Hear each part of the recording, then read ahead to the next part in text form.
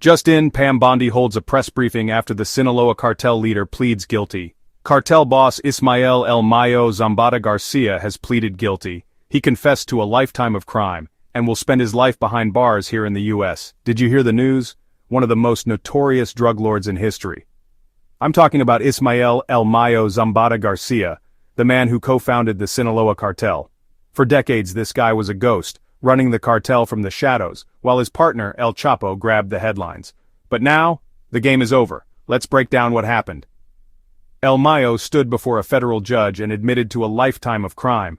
He confessed he'd been in the drug business since he was just 19, back in 1969. He started by planting marijuana, then moved on to heroin and cocaine.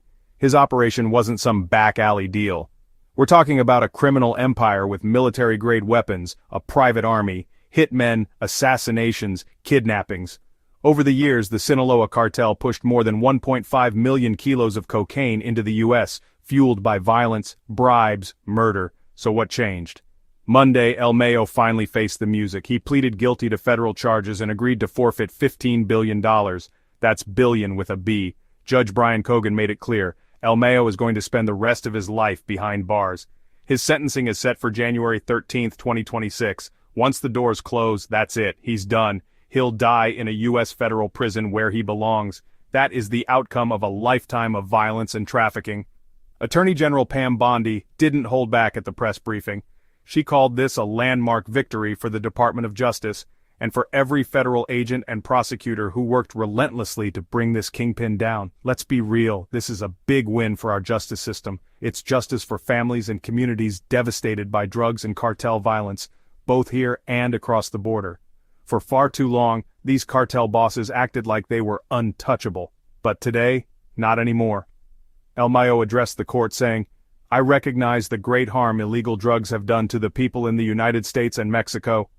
I apologize for all of it, and I take responsibility for my actions." But there's more. With El Mayo out of the picture, there's tension among cartel factions. The call from his team: remain calm, avoid violence.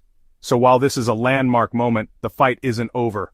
The battle to keep our communities safe continues. Bottom line, justice caught up with one of the world's most dangerous criminals. And I say, way to go, everyone involved. This is proof. Nobody, not even the world's most elusive cartel boss, is above the law. If you want more updates on cases like this, hit that subscribe button. Stay safe and stay informed. Thanks for watching. Recap. Guilty plea, $15 billion forfeiture, life sentence pending, a landmark victory for prosecutors and agents, but vigilance and community safety must continue. This case shows the reach of justice across borders. Relentless work by prosecutors and federal agents made this possible. Justice matters to victims and to communities. As Pam Bondi said, El Mayo will spend his life behind bars. A final chapter for a notorious kingpin. Way to go, everyone involved. Stay tuned for updates.